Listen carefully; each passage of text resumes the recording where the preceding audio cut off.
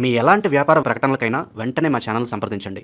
శుక్లాంబరధరం విష్ణుం శశివర్ణం చతుర్భుజం ప్రసన్నవదనం ధ్యాయేత్ సర్వవిఘ్నోపశాంతయే అగజాన పద్మార్కం గజాన మహార్నిజం అనేకదంతం భక్తానాం ఏకదంతముపాస్మహే. ఓం గం గణపతే నమః. ఓం శ్రీ గురుభ్యో నమః. ఓం శ్రీ మాత్రే నమః. మా వీడియో చూస్తున్నటువంటి మీ అందరికీ పేరు పేరున నా హృదయపూర్వక నమస్కారాలు. మనం ఇప్పుడు 1 ఆగస్టు నుండి 31 ఆగస్టు వరకు కూడా మనం ఈ రాశి ఫలాలు తెలుసుకోబోతున్నాం. అందుకంటే ముందర నా పేరు CMA వాడరేవు ఆదినారాయణరావు శర్మ. నా సెల్ నంబర్ 7075389589 7075389589. ఇప్పుడు మనం మకర రాశి వారికి ఈ నెల మొత్తం కూడా జాగ్రత్తగా ఉండవలసిన అవసరం ఏం లేదు. చక్కగా బ్రహ్మాండంగా సక్సెస్ అవుతూ ఉంటారు. మీ సెకండ్ భావంలో గురుడు రాహు ఉన్నప్పటికీ కూడా ధన ప్రాప్తి సక్రమంగానే జరుగుతుండలో చదివలేదు. కానీ రాహు ద్వితీయ భావంలో ఉంటే ధనవంతులు అవుతారండి. గౌరవనీయులు పూజలు అంటే పెద్ద పెద్ద వారితో కొద్ది విరోధాలు కలగడానికి అవకాశం ఉంది. అంతేకాకుండా అనారోగ్య సమస్యలు జరగడానికి, కలహాలు రావడానికి అవకాశము మీ ఉంది. రెండవ రాహు వల్ల ముఖానికి సంబంధించిన ప్రాబ్లమ్స్ వస్తాయి. గాయకులకి, యాంకరింగ్ వృత్తిలో ఉన్న వారికి ధనప్రాప్తి ఖచ్చితంగా కలిగి తీరుతుంది. అంతేకాదండి, మీ శని కూడా చాలా చాలా బాగున్నాడు. చాలా బాగున్నాడు. అర్థం ఏంటంటే 3వ భావంలో శనీశ్వరుడు ఉండడం వలన మీ తమ్ముళ్ళకి తోబుడులకి చాలా బాగుంటుంది. కానీ చిన్న ఇబ్బంది ఏంటంటే మీ తమ్ముళ్ళకి కానీ చెల్లెళ్ళకి కానీ మీ చిన్నవారికి నీటి వలన ప్రమాదము, మీరు ప్రయాణాలు చేస్తుండడం వల్ల రోడ్డు మీద ప్రమాదము, అయితే మీ తమ్ముళ్ళకి చెల్లెళ్ళకి చిన్న చిన్న దెబ్బలు తగలడము జరగడానికి అవకాశాలు మాత్రమే చెప్తున్నాను ఉంటాయి. జరిగిపోతాయని చెప్పకూడదు. ఎప్పుడు కూడా అవకాశాలు ఉంటాయి, ఎందుకంటే జరగవు. ఎందుకంటే మీ దశలు బ్రహ్మాండ మంచి దశలు ఉంటుంటాయి. భగవంతుని పూజిస్తూ ఉంటాడు. పూజిస్తూ భగవంతుని పూజలు ఎక్కువ ఉంటాయి. అటువంటిప్పుడు జరిగిపోతాయని అలా కాదు. నీటి వల్ల ప్రమాదాలు కొంచెం ఉన్నాయి చెప్పాలి. ఓకే. కాకపోతే అంటే మీకు టూర్స్ ఎక్కువ చేస్తారు. షార్ట్ జర్నీ చేయడం వల్ల ఇబ్బంది కలుగుతాయి. అది చూడండి, చతుర్థ భావాధిపతి కూడా మీకు కుజుడు అవడం వలన, ఆయనకి కుజ దృష్టి పడడం వలన, శని చూడడం వల్ల తల్లిగారికి అంతే కదండి. అంత మీ తమ్ముళ్ళకి చెల్లెళ్ళకి తల్లిగారికి కూడా ఆవిడ కూడా చిన్న ఆరోగ్యంలో సమస్యలు వస్తాయి. ఎప్పటి నుంచో చేయించుకుందాం రా బాబు ఆపరేషను అని అనుకున్నారు కూడా ఆవిడే చేయించుకోవడానికి అవకాశం ఉంటుంది. చదువులో స్టూడెంట్స్కి చాలా ప్రాబ్లమ్స్ వస్తుంటాయి కదండి. ఎంత బాగా చదువుదాం అనుకున్నా కూడా ఇనిషియల్ స్టేజ్ చెప్పాను నేను. ఫోర్త్ భావం కాబట్టి కొద్దిగా చిన్న విద్యార్థులకి వాళ్ళకి విద్యలో కూడా చాలా ఆటంకాలు ఎదురవుతూ ఉంటాయి. సంతానం విషయంలో కూడా పురోగతి ఉంటుందంటే సంతానం ఉంటారు మీకు. కానీ పుత్రిక సంతాన యోగం కలగడానికి అవకాశాలు మాత్రం బ్రహ్మాండంగా ఉన్నాయి. గురు ప్రభావం, గురుడు కంట్రోల్లోకి వెళ్ళిపోయాడుగా శుక్రుడు. కానీ 6వ భావంలో శుక్రుడు మాత్రం అత్యంత రాజయోగ ఫలితాలు ఇవ్వడండి. సామాన్యంగా ఉంటాడు. కానీ గురుడు ప్రభావం వలన సంపూర్ణ ఆరోగ్యవంతులుగా, శత్రుఘ్నం లేకుండా, మీ మేనమామలతో సరదాగా కాలక్షేమం చేస్తూ సరదాగా వాళ్ళకి బాగుంటూ మీకు ధనప్రాప్తి కలగడానికి, సంబంధించిన విషయాల్లో విజయం సాధించడానికి అవకాశాలు ఎక్కువ ఉన్నాయి. సప్తమ స్థానంలో రవి బుధులు, అమ్మో అనుకోకండి. సప్తమ స్థానంలో రవి బుధులే పర్ఫెక్ట్గా బాగున్నారు. అంటే చక్కని అందమైన భార్య, అందమైన భర్త వస్తారని మనం శాస్త్రంగా చెప్తూ ఉంటుంది. లగ్నం నుంచి సప్తమంలో రవి బుధులు ఉన్నారంటే మంచి జరుగుతుందండి. అంతేకాకుండా ఫైనాన్స్ రంగంలో కూడా బాగా డెవలప్ అవుతారు. ముఖ్యంగా డాక్టర్స్ రవి బుధులు సప్తమ స్థానంలో ఉన్న, దశమంలో ఉన్న, భాగ్య కొన్ని చాలా ఉన్నాయండి కాంబినేషన్స్. కర్కాటక రాశిగా అయి ఉండాలి, కొన్ని రాశులు అయి ఉండాలి. ఇలా కాంబినేషన్స్ నేను చదువుకుంటాం కానీ గుర్తుండగా చెప్పేస్తూ ఉంటానండి.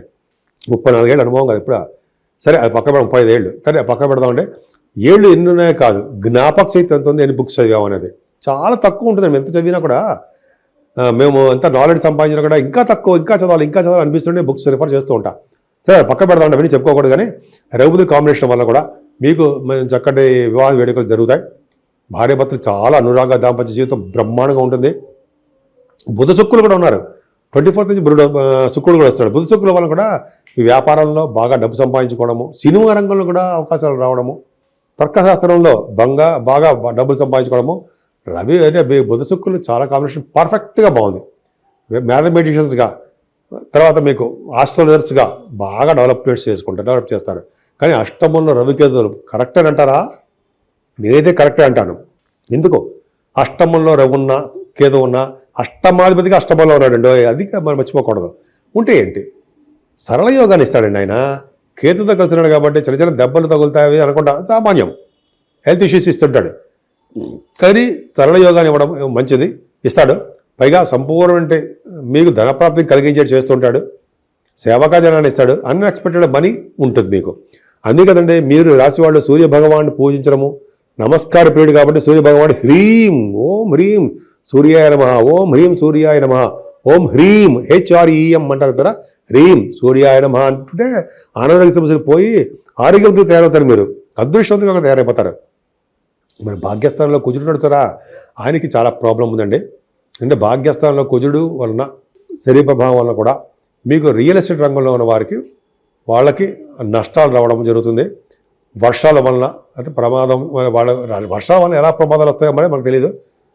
వర్షాల వలన ఆటంకాలు, పిడుగుపాట్ల వలన ఆటంకాలు, వర్షాలు నీటి వలన ప్రమాదాలు, అగ్ని వలన ప్రమాదాలు వలన వాళ్ళకి కొద్దిగా రియల్ ఎస్టేట్ రంగంలో ఉన్న వారికి, ఏ వ్యాపారంలో ఉన్న వారికైనా సరే, ముఖ్యంగా రియల్ ఎస్టేట్ రంగం వాళ్ళకి కొద్దిగా నష్టాలు రావడానికి అవకాశం ఉంది. కానీ ఉద్యోగంలో మాత్రం ఏమాత్రం వెనకబడి ఉండరండి. మీకు ఉద్యోగ ప్రాప్తి కలుగుతుంది.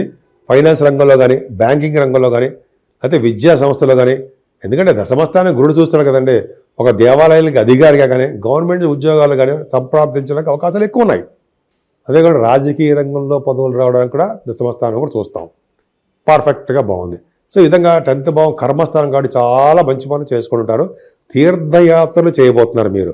తీర్థయాత్రలు చేసేటప్పుడు ఆటంకాలు, నీటి వల్ల ప్రమాదాలు, అగ్ని వల్ల ప్రమాదాలు, పిడుగుల వల్ల ప్రమాదాలు కొద్దిగా మీకు సంభవించవచ్చు.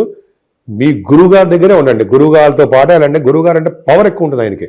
ఇటువంటి దోషాలు ఏమీ రానివ్వకుండా ఆయన యొక్క కనుసనలో మనం ఉంటే చాలు, బ్రహ్మాండంగా సక్సెస్ అవుతాం. Don't worry. అదండి ముఖ్యంగా 12వ భావాన్ని కూడా గురుడు చూడడం వల్ల సన్మానాలు జరుగుతుంటాయి. తీర్థయాత్రలు, దైవదర్శనాలు అమోఘంగా చేసుకుంటారు. ముఖ్యంగా ఈ ఆగస్టు నెల మొత్తం కూడా మకర రాశి వారికి చెప్పదగ్గ సూచనలు ఏంటంటే పూజలు చేసుకోవడం, పరిహారం. జనరల్గా ఏంటంటే మీరు శ్రావణ మాసం అవడం వల్ల, పైగా 8వ తారీఖు శ్రావణ మాస శుక్రవారం అవడం వల్ల అద్భుతమైన పూజలు చేసుకుంటారు. మీరు చెప్పక్కర్లా. లక్ష్మీ అమ్మని పూజ చేస్తుంటారు, కుంకుమ పూజలు చేసుకుంటుంటారు. ఆ రోజు వాయినాలని ఏవో ఇస్తుంటారు కదా మీరు, అదొకటి. పైగా మంగళ గౌరీ వ్రతాలు ఉంటాయి. మంగళవారం పూట గౌరీదేవి పూజలు, అదొకటి అద్భుతమైన ఫలితాలు ఇవ్వడం. ఎంత పండగ వాతావరణం కదండి, పండగలే కదా అంతా. ఇక్కడి నుంచి ఆగస్టు నెల నుంచి కూడా. అంతేకాకుండా 9వ తారీఖు జంజాల పౌర్ణమి, అలాగే పౌర్ణమి రోజు పౌర్ణమి, అలాగే రాఖీ పౌర్ణమి. ఈ 2 పౌర్ణములు అయితే ఈ 2 విశేషాలు చూడండి. అంటే సోదర సోదరీమణులను కలపడం ఒక పండగే రాఖీ పౌర్ణమి. వాళ్ళకి ప్రేమాభిమానాలు ఎక్కువ ఉంటాయి. వాళ్ళు ఎక్కువ కాలం అంటే సోదరులు ఎక్కువ కాలం ఉండాలని చెప్పి వాళ్ళు దీవిస్తూ ఉంటారు కూడా అక్కాయిలు. సో ఈ విధంగా మీకు బాగా ఉంది. అంతేకాకుండా దీని తర్వాత 27వ తారీఖు జూన్ నెలాఖరికి 27 వినాయక చవితి వస్తుందండి. భాద్రపద మాసంలో చాలా బ్యూటిఫుల్. వినాయకుడికి మనం పూజలు చేసుకోవడం వల్ల మనకి ఎటువంటి దోషాలు వచ్చినా, ఎటువంటి నీటి గండాలు కానీ, ఎటువంటి గండాల గురించి బయటపడిపోవడం ఖచ్చితంగా జరుగుతుంది. అందుకే శివాభిషేకాలు చేసుకున్న వారికి, గౌరీదేవిని, చండికాదేవిని, అలాగే దుర్గాదేవిని పూజించిన వారికి ఎటువంటి దోషాలు అంటకుండా, ఎటువంటి ప్రమాదాలు రాకుండా వాళ్ళు చూసుకుంటూ ఉంటారు మనల్ని. మనం పరిహారాల గురించి చెప్పుకుందాం. చిన్నపాటి పరిహారాలు చెప్పుకుందాం. ఏదేమైనా 12 రాశుల వారికి, అంటే మేషరాశి నుంచి మీనరాశి వారి వరకు కూడా 12 రాశి వారికి శని కుజుల వలన దోషాలు చాలా ఉన్నాయి. ఈ కారణం వలన జల ప్రమాదాలు, అగ్ని వలన ప్రమాదాలు, పిడుగు వలన ప్రమాదాలు అలా సంభవించడానికి అవకాశం ఉంది చెప్తున్నాను అంతే. దీనివల్ల ఏంటి, మనం జాగ్రత్త పడడం కోసం చెప్తున్నా. మనం ఇలా తప్పించుకోవాలి. ఏం లేదండి, సుబ్రహ్మణ్యేశ్వర స్వామి ఫస్ట్ ఆయన ఆరాధించాలి. సుబ్రహ్మణ్య స్వామిని వల్లి దేవసేన సైతం సుబ్రహ్మణ్యేశ్వర స్వామికి ఆయనకి ఆవు పాలతోనూ, తేనెతోనూ, విభూది, గంధం సమర్పించిన వాళ్ళకి బంధాల నుంచి విముక్తి కలిగి వాళ్ళకి బ్రహ్మాండ లోకాలకు వెళ్తారని, మంచి పుణ్యపడడం అని చెప్పి చెప్తూ ఉంటాం. అదొక ఫస్ట్ పాయింట్.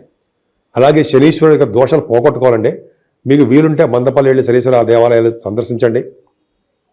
శనీశ్వరుడికి తైలాభిషేకం చేసుకోండి, తైలాభిషేకం. అలాగే ఆంజనేయ స్వామిని ఎట్టి పరిస్థితుల్లో వదలకూడదు. ఆంజనేయం మహావీరం అది ఉంది కదా, బ్రహ్మ విష్ణువాత్మకం. ఆ స్వామివారిని ఏ స్తోత్రంతో పూజించినా సరే శనివారం వచ్చే దోషాలు పరిహారం అవుతాయి. శనివారం నియమాలు పెట్టుకోండి, మీకు నియమాల ప్రకారం చేసుకోండి. 11 ప్రదక్షిణాలు ఆంజనేయ వారికి చేయాల్సిందే. దీపం పెట్టుకోండి స్వామివారికి. తమలపాకులతోటి పూజ చేయడము, వడమాలు సమర్పించడం, వస్త్రాలు సమర్పించడం చేయాలి ఆంజనేయ స్వామివారికి. అలాగే అఖండ దీపారాధన వెంకటేశ్వర గుళ్ళో ధ్వజస్తంభం దగ్గర చిన్న ఉంటుంది మూకుడు, అంటే చిన్న ఒక ఒత్తి వేస్తాం, నిండా నూనె పోస్తాం, నువ్వుల నూనె చేసి మనం దీపారాధన చేయడం వల్ల పుణ్యం లభిస్తుంది, శనీశ్వరం దోషం పోతుంది. శివాభిషేకాలు చేసుకున్న వాళ్ళకి, అంటే అమావాస్య పొందరం వచ్చి చతుర్దశి పూట శివాభిషేకాలు చేసుకున్న వారికి అత్యంత అద్భుత ఫలితాలు ఉంటాయి. ఇవన్నీ పక్క పెడితే ఈ కలియుగంలో గౌరీ, దుర్గా అమ్మవారు, నవచండిక వీళ్ళని పూజించడము, అలాగే గణపతి ఆరాధన 27వ తారీఖు నుంచి మనకి గణపతి వస్తున్నాడు కాబట్టి విజయ చవితి ఎప్పుడు కూడా వినాయకుడు పూజించడం కలియుగంలో చేయాల్సిందే, వీళ్ళకి పూజలు చేయాలి. సో ఈ ఏకష్టం మొత్తం కూడా మనకి అమ్మవారి ప్రభావం ఉంది కాబట్టి లక్ష్మీ అమ్మవారు స్థిర లక్ష్మిగా మన ఇంట్లో ఉండాలంటే ఫస్ట్ చేయవలసింది కలువ పువ్వులతోటి మారేడు దళాలతోటి అమ్మవారిని పూజించిన వారికి స్థిర లక్ష్మి ఇంట్లో ఉంటుందని శాస్త్రం. అంతేకాకుండా మనకి ఈరోజు ఇందాక ప్రతిసారి చెప్తున్నట్టుగానే 8వ తారీఖుని శ్రావణ మాస శుక్రవారము, అలాగే మంగళవారాలు గౌరీదేవి తల్లి మంగళగౌరి శ్రావణ మాసం ఆవిడ పూజించడం వల్ల, అమ్మవారిని పూజించడం వల్ల చక్కటి శుభఫలితాలు కలుగుతాయి. అంతేకాకుండా పౌర్ణమి పూట మంచి పనులు చేయాలండి.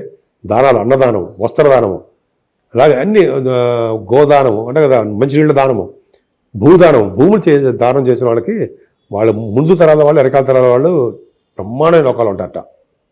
ఒకసారి చెప్పుకుందాం ఒకసారి. సో ఈ విధంగా చేయడం వల్ల సర్వదోషాలు పోతాయి.